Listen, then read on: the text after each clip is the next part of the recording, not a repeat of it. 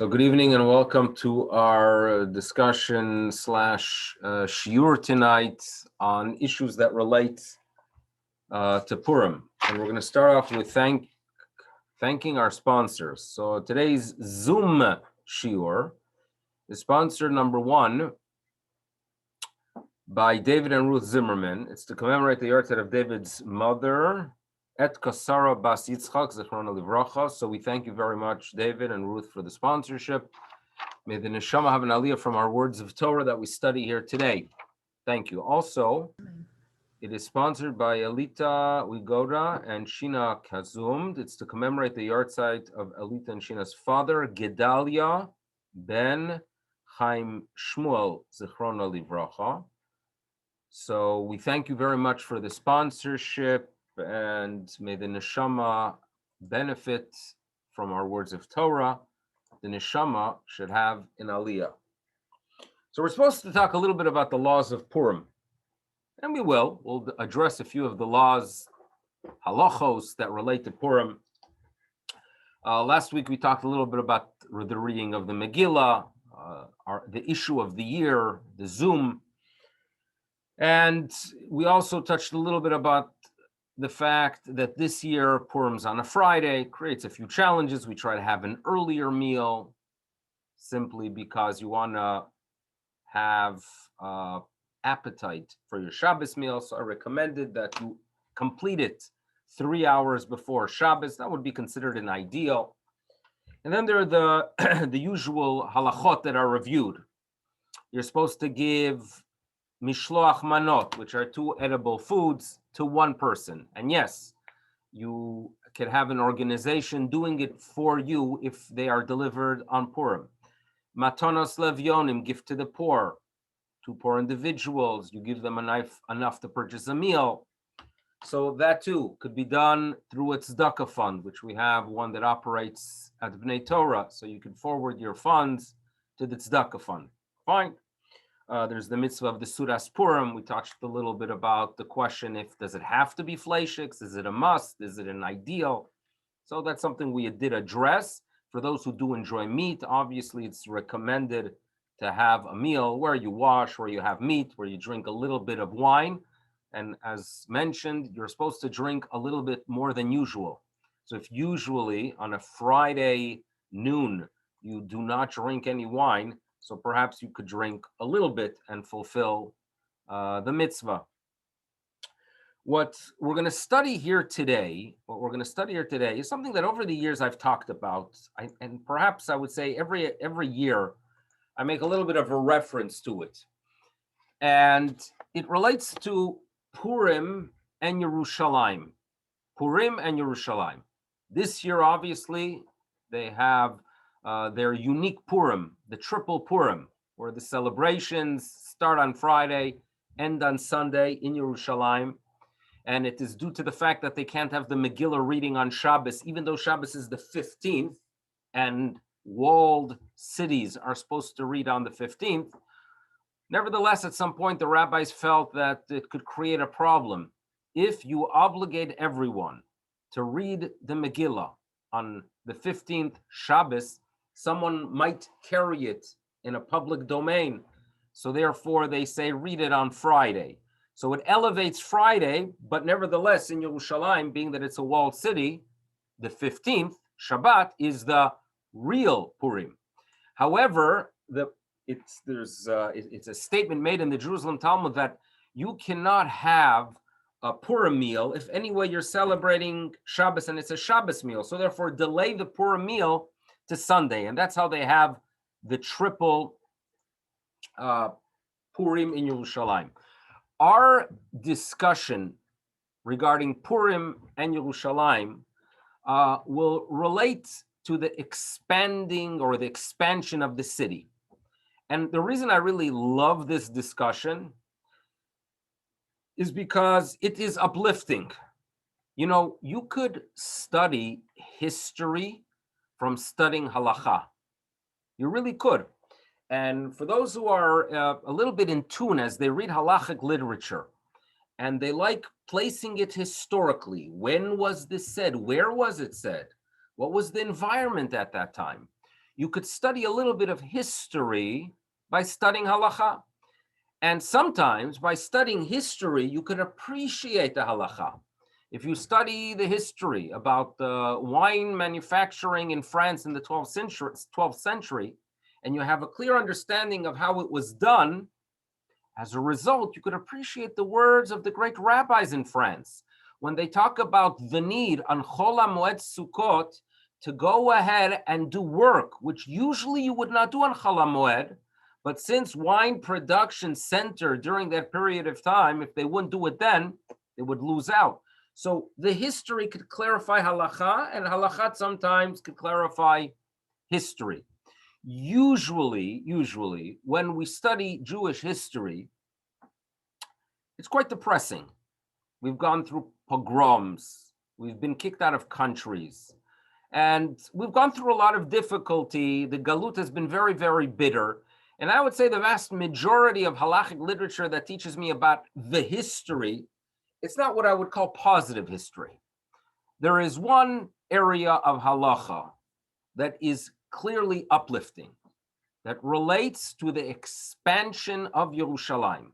We're all aware of the fact that if we would visit Jerusalem in 1865, Yerushalayim was basically within the walled city. It was only the old city. Almost every single structure outside of the old city was built afterwards. Neighborhoods clearly built afterwards. And that is something that we must celebrate. And the good Jew goes out there and looks at nature and gets inspired. You see a magnificent world, you see a nice falls, right? Sometimes you could even see a frozen lake, and it inspires you. There's beauty. You see beauty in nature, you realize that it's the handwork of a creator. But we have to take that approach towards history as well, that we should look at history and look at Jewish history and realize that, you know what, we can actually see the handwork of a creator. And that's why this period of time of expansion that begins in 1865, and Baruch Hashem, thank God, is continuing in Yerushalayim and in the land in Israel, that every single person here tonight could remember a time where there was much less in Israel, right? I consider myself young. And nevertheless, when I would speak to my children who were in Israel or are in Israel, and they mention the fact that there's a neighborhood called Ramat Shlomo, and I could tell them that I remember as a young man in the early 1980s looking at that area and there was nothing there. It was a big mountain. At one time, we actually went with a group of friends to hike the mountain. So I could share with my kids that I remember an area that was not built up, and now, thank God, it is. We have to stand there or sit there and think about it and meditate and appreciate this incredible gift of our era. And remember, it is something our ancestors couldn't do. It is something that they dreamt about, and we see a building of Yerushalayim. That's why the halachic discussion we're going to talk about tonight is one that is uplifting. So what we're going to do here is we're going to start off with a verse that appears in the book of Ezra. And I would call it a funny verse. We're all taught about the Purim story. We're all familiar with the fact that there was a Haman that wanted Lashmid, Laharog, Laabed, to destroy the people of Israel. We know about a king that did not have a major problem with it until it became inconvenient for him, right? We know about Achashverosh. We know that he was not a great Jew lover. He turned into a Jew lover when it became more practical, but not earlier on in his career. Now, outside of Megillat Esther, the reference to the events of Achashverosh and Purim appear in the following verse in the book of Ezra. It is chapter 4, verse 6. And that's what we're going to start off with, okay? So we are told the following, Ubemalchut Achashverosh. We are told that during the kingdom, the reign of Achashverosh, Betchilat Malchuto, in the beginning of his reign. What happened then? What happened in the beginning of the reign of Achashverosh? And you think about Achashverosh and you think about his reign, you think they're going to refer to the fact that there was a decree to uproot, to destroy, to kill the Jewish people? Well, in the book of Ezra, it's spelled out as follows. You want to know what happened then? Katvu sitna, they wrote some kind of accusations. Al Yoshvei Yehuda v'Yerushalayim. There were accusations that you should know that the people in Yehuda and Yerushalayim are building illegally. And actually, it's referred to that they built a wall. This is something that appears in the book of Nehemiah, that there were complaints about construction in Jerusalem. So the way, or the only reference to some critical events taking place during the kingdom of Achashverosh appear with the words Katvu Sitna. That yes, there were accusations that there are illegal buildings taking place in Yerushalayim. And by the way, as a result of these accusations, the construction of the Second Temple, the rebuilding process of Yerushalayim was delayed for 18 years. Not a good thing. So that is what is being referred to here. There were accusations, a sitna, and these accusations brought the building to a halt. But it's always interesting that that's what you call the Purim story, a sitna. So in the past, I've shared an insight that sometimes you have parties, individuals, governments that are critical of Israel, right? Illegal building, right? Taking away the rights of the Palestinians, not giving them vaccines. So in Israel, you might think that this is only an attack against the state of Israel. Outside of Israel, we know very well that almost in every single case, those who are out to pick a fight with Israel and Yerushalayim are really out to pick a fight with the Jewish people. Those who are anti-Zionist are anti-Semitic. And look at the politicians throughout the world, and look at the countries, and look south of the border. And unfortunately, even in this country, there are those that the strong and harsh attitude towards the Jewish state, in its core, it's a hatred towards the people of Israel. And it's referred to in this verse. In the beginning of the kingdom of Achashverosh, there was a sitna against Yoshvei Yehuda v'Yerushalayim. That was perhaps the outlook in Israel. It's an issue that relates to construction in Jerusalem. But the truth is, do you know eventually what came out as a result of that attitude and accusations towards Jerusalem? The truth came out, that this was not just those who hated Zion, it was those that hated the Jewish people. And if we don't make our voices heard, right, to support the Jewish state, eventually it's going to be a force that's going to want to uproot the Jewish people as well. This is what we're being told here. So this is what I've shared in the past. But what I would like to present to you today is the following.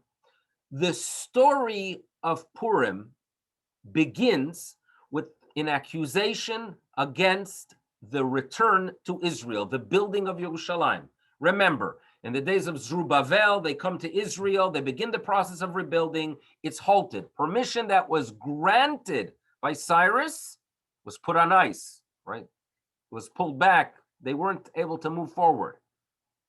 That was the beginning of the Purim story. The beginning of the Purim story is a decline in building Yerushalayim.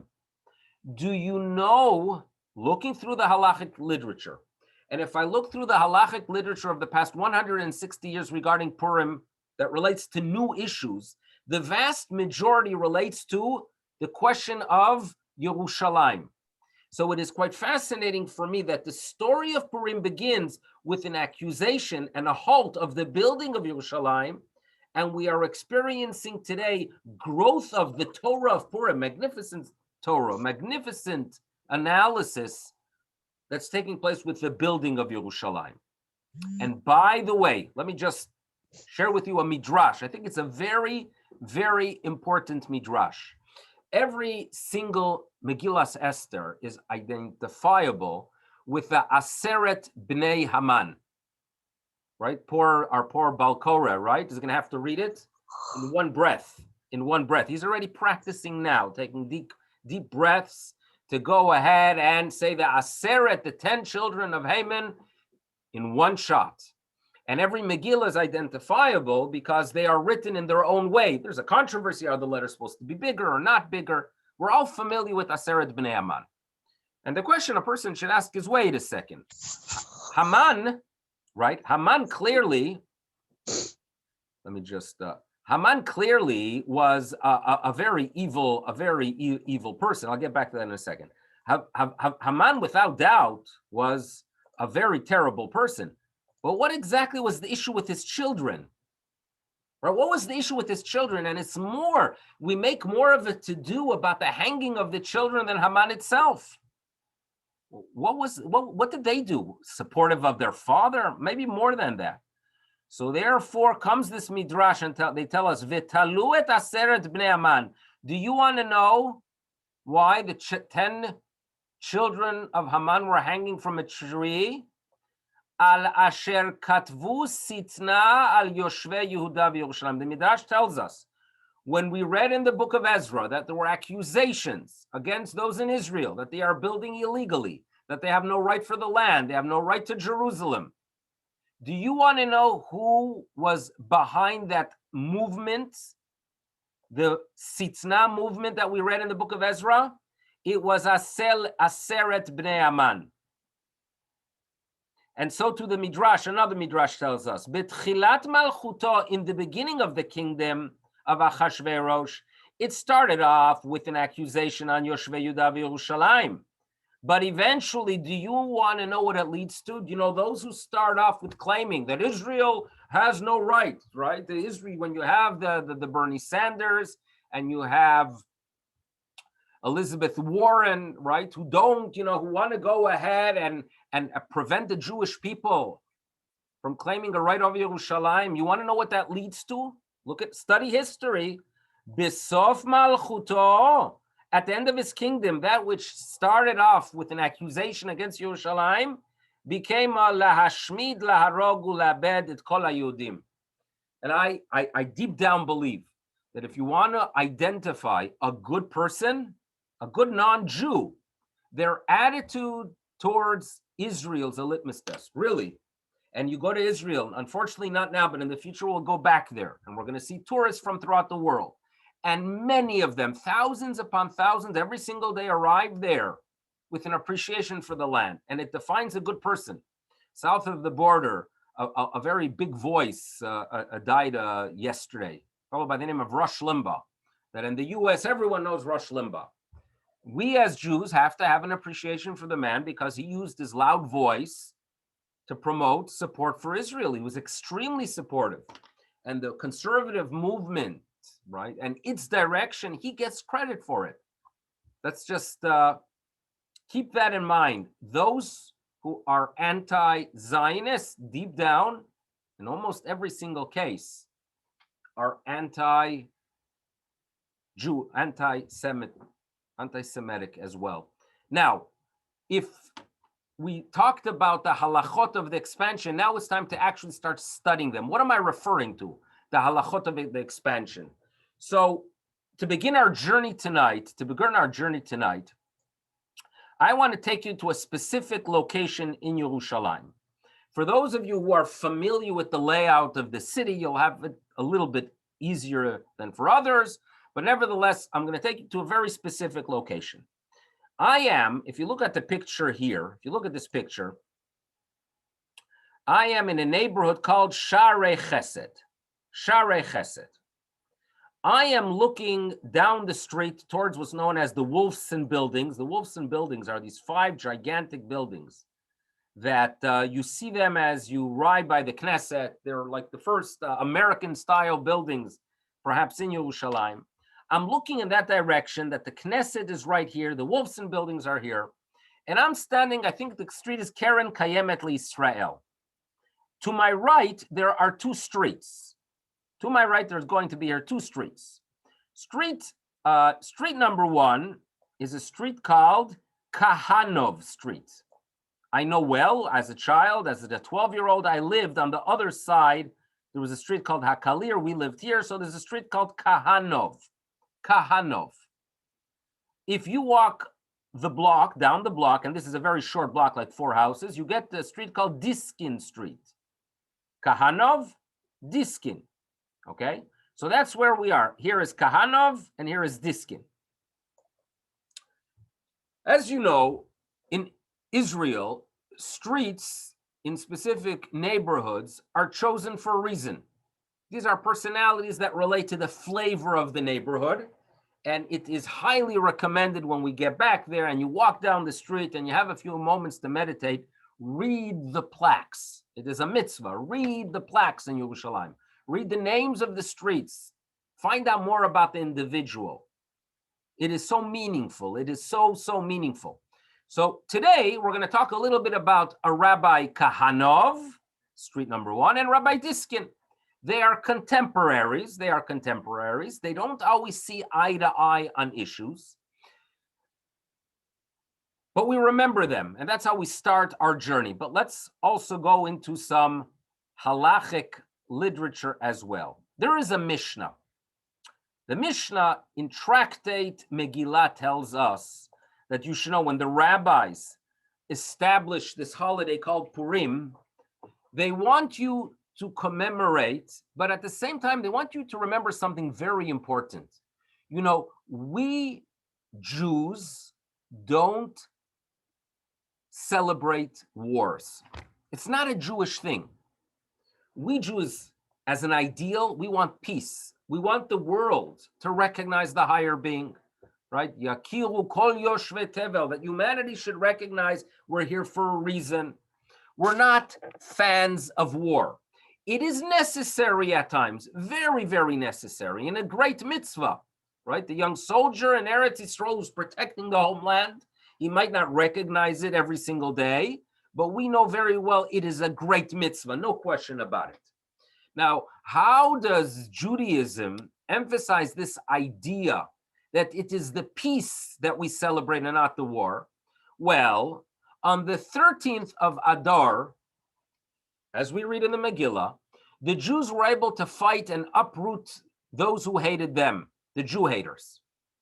They wipe out those individuals and they celebrate on the 14th. However, in Shushan, the capital, it appears, perhaps due to the fact that there were politicians there and you don't know exactly who hates Jews and who doesn't, they needed an additional day. So while throughout the kingdom they were resting on the 14th, which symbolizes the day after the war, when there is peace, the battle continued on the 14th, and they rested on Shushan only on the 15th of Adar. As a result, it was established that let's commemorate that fact, that any walled city that is similar to Shushan, meaning God, they knew very well at the time that Jews are not going to always be living in Shushan, but they wanted to commemorate that idea that they did not rest on Shushan on the 14th, but it was delayed to the 15th.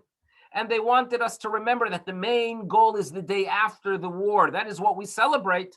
So therefore, it was established that all krachin, all walled cities, so this is a key word here, all krachin, a krach, any walled city, hamukafin, which are surrounded, with a choma, with a wall. Miyemot Yehoshua binun, from the days of Joshua, you read the Megillah, Korin Betet Vav, you read the Megillah on the 15th. This is what we are told. Okay? Now, the Talmud shares with us a statement by a great rabbi. His name is Rabbi Yehoshua ben Levi. And Rabbi Yehoshua ben Levi tells us, listen here, don't think that this idea of a walled city celebrating on the 15th relates to those who are only in the walled city proper, but rather even the suburbs are included. So Rabbi Yehoshua ben Levi, a very important name to remember if you land up one day Purim being in Yerushalayim, right? If you land up being in Yerushalayim, remember Rabbi Yehoshua ben Levi. Because Rabbi Yehoshua ben Levi tells us that when it comes to a krach, the walled city, it is the krach v'kol hasamuch lo, any neighborhood that is adjacent to the walled city, or even if it's not adjacent, if it is seen from it, even if it is nira imo, even if the neighborhood is not right by the wall, but it is seen from the walled city, those suburbs are also included in the walled city. Nidon, they have the same rule as the krach. Okay, now the Talmud wonders, until what distance is this true? So that's the next question of the Talmud. So the Talmud is going to ask, Ad kama? How far are you going to go with it? Ad kama? Says Rabbi Yirmiyah, until the measurement of a mil. The mil, the Roman mile, is about 1 kilometer. So Rabbi Yirmiyah tells us that this extends for 1 kilometer. Okay? That extends for 1 kilometer. So this was our Torah learning for now, that you have to remember. It's not just the walled city, but rather it also includes the areas that are adjacent, that are seen, up until 1 kilometer. This is what we are told in the Talmud. Now, as you know very well, the only city in the world where we celebrate with confidence only on the 15th is Yerushalayim. All other cities in Eretz Yisrael, there's a debate, a discussion. Were they walled in the days of Joshua or not? Are they the original cities? The city that really inherited this status of celebrating on the 15th is Yerushalayim. So it comes out that this statement, celebrate on the 15th, became special to Yerushalayim. So therefore, as we start moving forward from 1865, 1875, 1885, 1895, and new neighborhoods are coming up, there was a question that halakha authorities had to deal with. How do we understand the statement of the Talmud? What does it mean to be adjacent? What does it mean to be seen? And the real question that the authorities struggled with is, if we are told that you could extend the walled city up until a mil, which is 1 kilometer, if you are telling me that it is only up to 1 kilometer, does that actually mean that if you are more than 1 kilometer from the old city, you suddenly celebrate on the 14th? How to understand this statement of Rabbi Yeshua ben Levi became a question where there are hundreds upon hundreds, if not thousands of pages of literature that you could find addressing it. So therefore, although there are many great rabbis I could quote from the past 160 years that talk about it, I would like to focus today first on the two that we mentioned, Rabbi Kahanov and Rabbi Diskin. And I want to start with them, Rabbi Kahanov and Rabbi Diskin. Now we're going to start with Rabbi Diskin, Rabbi Yehoshua Leib Diskin. He was a rabbi in a city called Brisk in Europe. He came to the land of Israel. He had the title of the Briskerov, which is confusing because it was a rabbi who about 70, 80 years later arrived who had the same title, Rabbi Soloveitchik, Rabbi Zev Soloveitchik. But now we are talking about Rabbi Yehoshua that was his son, Yehoshua Leib Diskin. Okay, you see him here? I grew up, and everyone in Israel grows up with legends of the brilliance of Rabbi Yehoshua Leib Diskin, known as the Maril Diskin. Legends. Legends relate to the fact that he was able to look at a tree. This is what I was told as a child, and could identify the number of apples on the tree. These were legends, but what is clear, he had a brilliant halachic mind, and there was no question when he arrived in the land of Israel, right, in the 1860s, late 1860s, we were dealing here with a tremendous authority, with a strong drive, right, to do good, to teach, to inspire. If you know, there is an orphanage called the Diskin Orphanage. It's obviously he gets the credit. But those that know a little bit more about him know that the real driving force behind Rabbi Yehoshua Leib Diskin was Sonia Diskin, his wife. His wife. Behind the scenes, there are many, many legends about Sonia Diskin. Shai Agnon, actually, in one of his works, shares with us regarding Sonia Diskin that she was really running the city. In other words, as Rabbi Diskin came there, there was a group of zealots who took a strong stand against secular education, against Ivrit. Rabbi Diskin was known as a warrior against modernity, but deep down, it was those who knew what was happening behind the scenes knew very well that it was Sonia that was behind running the show. And Shai Agnon writes that Biyameha, in her days of Sonia, lo herim adam et rosha, a person would not lift their head. A person would simply not lift, their head. Ve'afilu rabanim ve'geonim chardu mipanea. Even great rabbis knew very well, don't mess with Sonia. Sonia had a Hebrew name too, Sarah. They were known as Sonia. And then Shai Agnon adds, Ve'en tzarich lomar harav mibrisk. In other words, if everyone feared her, there's no need to even mention that her husband, Rabbi Diskin, harav mibrisk, he for sure listened to whatever she said. Shekiyem be'atzmo, he fulfilled the verse in the Torah.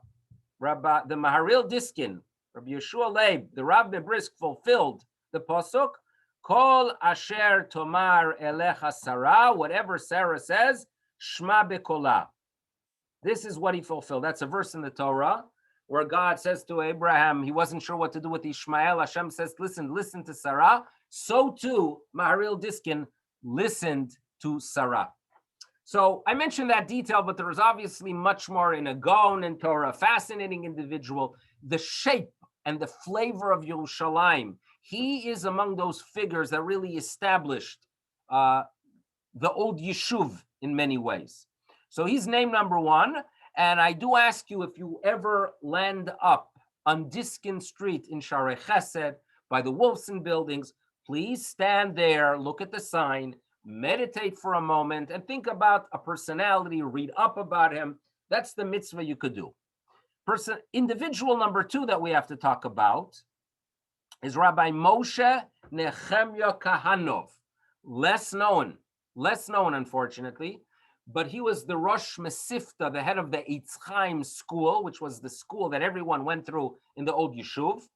And just to tell you a little bit about him and his attitude towards what was happening in the land of Israel, I'm going to share with you a few words he wrote it was, I think, 1878. In 1878, where he suddenly experiences the expansion of Yerushalayim.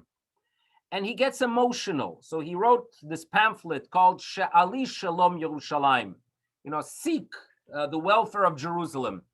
And he shares to the readers who live throughout the Jewish world about what is taking place there in the late 1870s.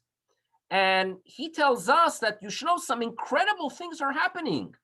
Se'i saviv einayich, Jews, lift your eyes and look around. You should look to the Tzafon, to the Negev, and you should know that kol hamekomot, all locations, asher hayu milfanim, were desolate, were shmama. Now they are like Gan Eden. In other words, he sees building, he sees an expansion. He's excited. He realizes that this is a gift from God. And he tells us here, Ot hu le'einenu, this is a sign from above, that you should know that our God is with us. And this is a beginning of a return. And he quotes verses. He shares with us here that 10 years ago, people were scared to go outside of the wall, and today we could travel ein mora ve'en pachad. A man that is really in awe of the developments that were taking place in the 1870s, new neighborhoods. And he writes in this little pamphlet about every single one and what was taking place. Very uplifting, clearly. Very, very uplifting. So now you know a little bit about Rabbi Kahanov. And now it's time to share with you about a debate that relates to the new neighborhoods. And it's a debate that continued, meaning where I'm going to share with you a debate that is taking place in the late 1870s, but there were debates even 100 years later regarding new neighborhoods. And the question was, how do we analyze the words of Rabbi Yeshua ben Levi? When we are told that yes, you could consider the suburbs, you could consider the new neighborhoods, even though they're not within the wall, as if they are within the wall. But he adds, ad mil, up until a kilometer. What does that mean exactly? Does that mean a kilometer from where the neighborhood ends or from the wall itself? There was a lack of clarity, and it appears to me that the first debate of this issue related to a neighborhood that we no longer know it by its original name. There was a neighborhood in Yerushalayim called Shchonat Bet Yaakov. Today it's not called Bet Yaakov because it was swallowed up by Machne Yehuda. If you look at the picture here, we are taking this picture. This picture was taken where in that direction is the Tachana Merkazit. In that direction, the other direction is the old city and the center of town. And this is Yafo Street. This is Yafo Street, okay? So Machne Yehuda is right around here. If you look carefully, and again, you have the privilege of walking down that street again, look at these domed structures. Domed, all domed. This was part of a neighborhood called Shchonat Bet Yaakov. There's still a synagogue there, so if you go around next time, you keep your eyes open for perhaps there's a plaque or two for Shchonat Bet Yaakov. The big debate in the year 1878 is, it's magnificent that there's such a neighborhood. When do they celebrate Purim? When do they celebrate Purim? So I found in writing the opinion of Rabbi Kahanov, and here we go. This is Rabbi Kahanov writing this in 1888. Okay, so the debate continues. And he tells us that you should know, bottom line, this is his opinion regarding the new neighborhoods, that when it comes to Mea She'arim, when it comes to the neighborhood of Nachlat Shiva, you could get artistic drawings there or jewelry. It is off Zion Square. Or when you go to Mishkenot, which is the Montefiore neighborhood, all of them, says Rabbi Kahanov, they are clearly Nireh vegam Samuch. They are adjacent to the old city, but they are also visible. But says Rabbi Kahanov, when it comes to the neighbor of a Bet Yaakov, the Dome neighborhood, he is of the opinion that there is no question in his mind. It is not Nireh, not Samuch, and in his mind is clearly outside of the Tchum. It is outside of the boundaries. And in his opinion, there is no question that when it comes to Mikra Megillah, hu pashut, aval le'inyan Mikra Megillah, when it comes to the reading of the Megillah, says Rabbi Kahanov regarding Bet Yaakov / Machne Yehuda, hu pashut, he has no doubt, shetzrichim likro beyudaled belo safek. There is no doubt that the real reading is on the 14th. He says if you want to be machmer on the 15th, that's fine. But in his mind, it is not part of Yerushalayim. And that was his approach. Okay, that was his approach.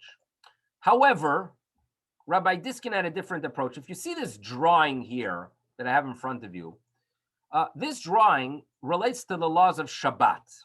In other words, we know that on Shabbat, there is actually a prohibition of walking out of your city more than a kilometer, than a mil. It's not such a relevant issue for us here in Toronto because we could probably consider halachically Toronto and Hamilton as one city. So you can walk west for the whole Shabbos and you won't be leaving Greater Toronto. But if you do spend your summer up in cottage country or in the Poconos or in Borscht Belt, wherever it is that you're in a bungalow colony, this issue is relevant. Because if, let's say, this black area, let's say this is a city, a small neighborhood or a city, your tchum, right, the area where it is permissible to you to go is squared. But we are told, and I don't want to get into these details in great length, but we are told that if, let's say, you have another neighborhood here, you could expand your square, and thus, even when you're in this neighborhood, you could walk all the way to this line. In other words, due to the fact that this neighborhood is within the tchum of this neighborhood, So therefore, this whole area becomes permissible. Now, if this line includes this neighborhood, this another black neighborhood, so it expands the city to the red line. And if this black neighborhood is within the red line, expands it to the blue one. Okay, so these are among the complex areas of Tchum Shabbat. Rabbi Diskin, the Maharal Diskin, was of the opinion that these guidelines that are mentioned regarding the laws of Shabbat apply as well to the laws of Purim.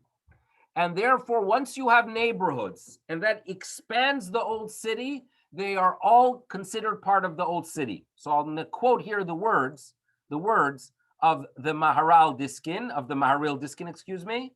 Modedin, you want to know how to measure the meal that is mentioned in the Talmud regarding including new neighborhoods as part of the old city. Modedin et shiur hamil le'inyan din samuch mimakom shekalim bo kol iburei ha'ir. In other words, you use the same system and therefore you expand Jerusalem. And by the way, this statement made by Rabbi Diskin became the norm. And the reason why today people in Har Nof, people in Ramot, people obviously in Beit Vegan, in many of the new neighborhoods that are distant, celebrate on the 15th is because of this explanation presented, which became the norm by Rabbi Diskin. And these are two people I share. There are many, many other authorities we could talk about, but there's something uplifting there because we're talking about Yerushalayim growing, right? That's why I share it. I would like to share one more later authority. I'm going to jump forward a good 100 years to a different halachic discussion. And this one relates to the mid-1980s, where the neighborhood of Ramot is struggling with the same issue. Are we part of Jerusalem or not? And this time, the rabbi we're going to be talking about is a rabbi, which I've mentioned in the past. His name is Rav Yitzchak Kolitz, Rabbi Yitzchak Kolitz. Now, this is not Rabbi Kolitz. It is this one that is Rabbi Kolitz, okay? Just in case you're not sure, okay? So, yeah, if you are guessing that this one is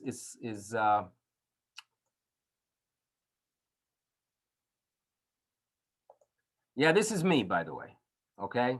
I just spelled it out. This is me a few years ago. I still remember this picture that Rabbi Kolitz wanted that we take the picture together with this picture in the background, because this was Rabbi Kolitz's father, who was a great rabbi who died at a very young age in his late 40s in Lithuania. He was chavrusa with the Chazon Ish. So Rabbi Kolitz felt that it would be appropriate that I take this picture with him, having his father and my great-grandfather in the background. I still remember it, which is very interesting. Now, Rabbi Kolitz was the chief rabbi of Yerushalayim from 1983 until his passing in 2002, I think it was. And he dealt with the question of Ramot. And he gave a psak at that time that you should know, Ramot, that the people who live in Ramot, although it's a remote neighborhood, nevertheless, Toshavei Ramot, Likro betedvav bilvad bivracha. He gave a psak in 1985 when the issue was debated that in Ramot they should celebrate Purim on the 15th, meaning it is considered part of Jerusalem. And it was based on a statement made by a rabbi in Spain in the 13th, 14th century that since a specific area is included in the, meaning since the suburb, if you have a specific suburb, which in many ways is included in the affairs of the main city, you could consider it part of the main city. So without getting into too many details about this specific issue, I share this one with you. But now we'll move on to another interesting discussion. Many of you who over the years have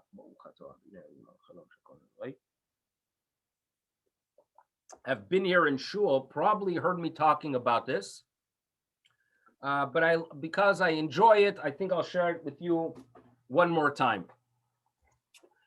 There is a statement in the Jerusalem Talmud which brought a lot of confusion over the years.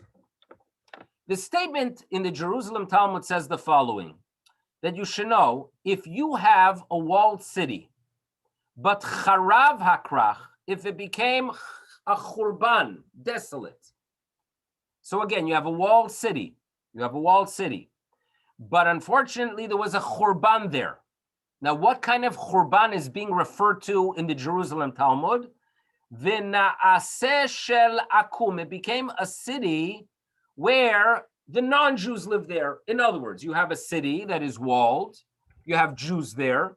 Jews are celebrating on the 15th, but unfortunately, tragically, there was some destruction and the Jews no longer are living there. So the Jerusalem Talmud tells us, you want to know what happens? Ita chami, come and see. In other words, let me share with you the halacha. The halacha is, according to the Jerusalem Talmud, bo enan korin. If bo enan korin, if within the walled city they're not reading on the 15th, ubechutza lo korin, would it make sense that outside the adjacent areas they should be reading on the 15th? The simple reading of this statement in the Jerusalem Talmud is that if theoretically you would have a walled city and they celebrate on the 15th, but then unfortunately the Jews are no longer in the walled city, since within the city they are not reading it on the 15th, therefore it makes no sense that those on the outside should read it on the 15th and they should switch to the 14th. This is a statement in the Jerusalem Talmud. It was a theoretical statement for some 1700 years until Purim 1949. Unfortunately, we all know this. Purim 1949, we have a walled city of Jerusalem.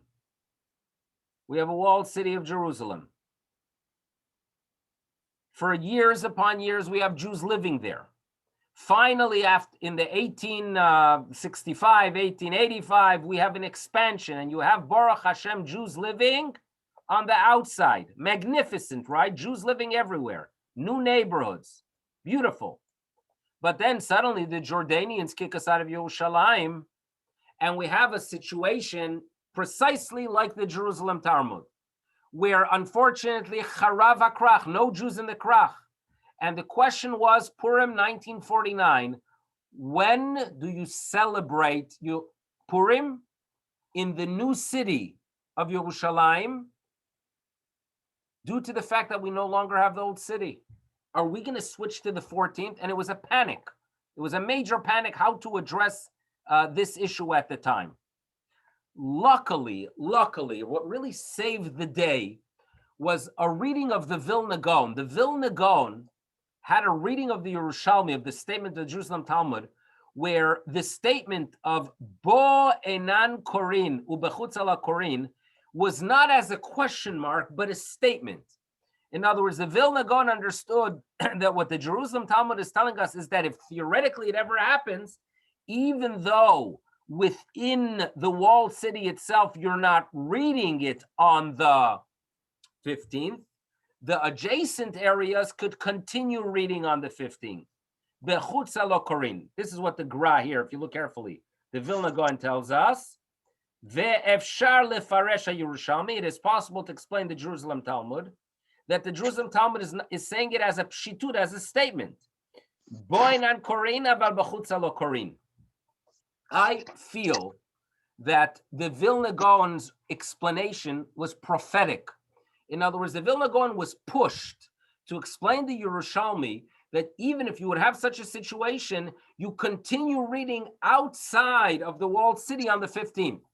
And what's incredible is that the Vilna Gaon is writing this in the 18th century, when the concept was completely theoretical, but nevertheless, he had some kind of drive, perhaps even a prophetic drive, that he wanted to be sure that the adjacent areas continue on the 15th.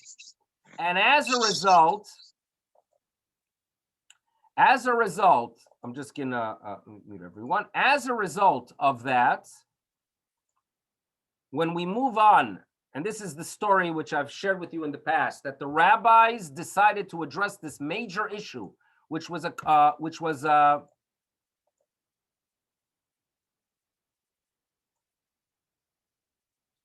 this major issue, which brought forth tremendous concern in 1949, was addressed by Rabbi Herzog, and I always laugh at the date. The 11th of Adar, meaning 3 days before Purim, they decide to address it.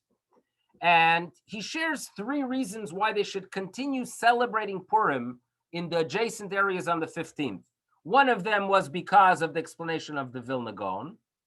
One of them, the third explanation, relates to his concern for making changes, which we'll see soon.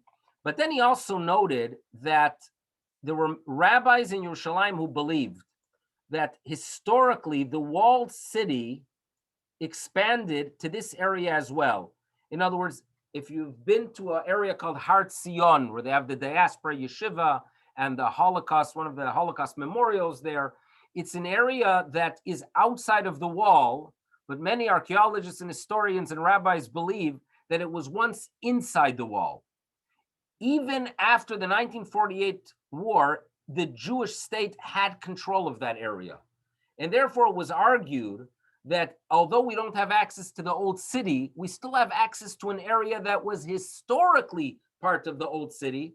And therefore, technically speaking, there are still Jews in an area that was surrounded from the days of Yeshua ben Nun, and therefore they could continue the reading there. That was an explanation that was given. But the powerful words I like sharing are the following.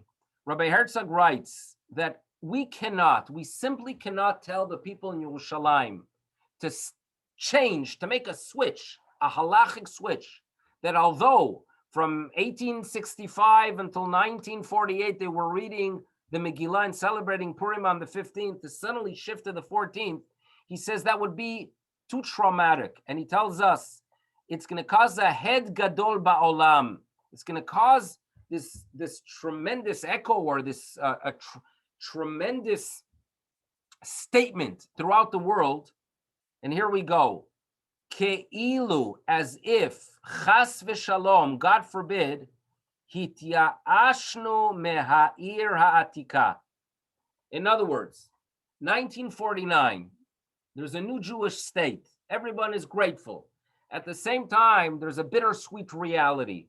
We don't have access to Yerushalayim. It was something that was painful to all Jews.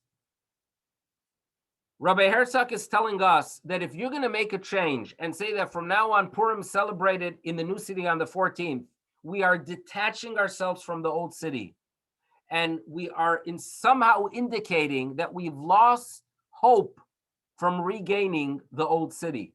We've lost hope of regaining access to the Kotel. And he writes that is, God forbid, God for it, chas v'shalom, to indicate in any way, shape, or form that we had Yeush, that we lost hope from the Ir Atika. That's what Rav Herzog says. And I say, this is the beauty of Jewish chutzpah, the beauty. Here we finally have a Jewish state. We're not happy with it until we have Yerushalayim. And it is incredible. I don't think anyone would have envisioned at that time that within a short, 18, 19 years later, we've regained access. But he shares here what the Jew always felt. We have never lost our attachment. And therefore, even when it seemed impossible, Rabbi Herzog says, we have not lost hope. Meha'ir Atika. And if you go, you visit the Knesset one day and you see the Chagall, and you see the bubble he drew in the early 1960s, that the bubble in his in the tapestry there is of someone dreaming of the old city. It was a dream that turned into a reality. This is what I call uplifting halachic literature. Why is it uplifting? It has to do with good times. We're meriting an expansion. We're addressing halachic literature, not about a crisis, not about a tragedy, not about a loss, not about a cemetery that has to be relocated because of anti-Semitism. It is because Yerushalayim is growing. That is the beauty of the Torah of Purim that we are experiencing. Although right now we're going through a difficult time, right? We nevertheless have to keep that optimism, the optimism of 1949 that Rav Herzog had. We should never have that yi'ush of getting back on track, getting back to Yerushalayim, getting back to a better environment where we could practice our Yiddishkeit, have a normal Megillah reading, have a normal Shabbos gathering. The optimism is what we have to take from these individuals, and at the same time celebrate and appreciate what we have. So hopefully we learned something. I'd like to thank Elita Wigora and also Shina Kazum for sponsorship, also David and Ruth. Thank you so much for sponsorship. Thank you for joining. Next week, we have Purim Bezrat Hashem. So there's no Thursday night class. A week after that, we are already getting into the Pesach spirit. And our first discussion is going to be about the uniqueness of this year. What's the uniqueness of this year? Erev Pesach on Shabbat.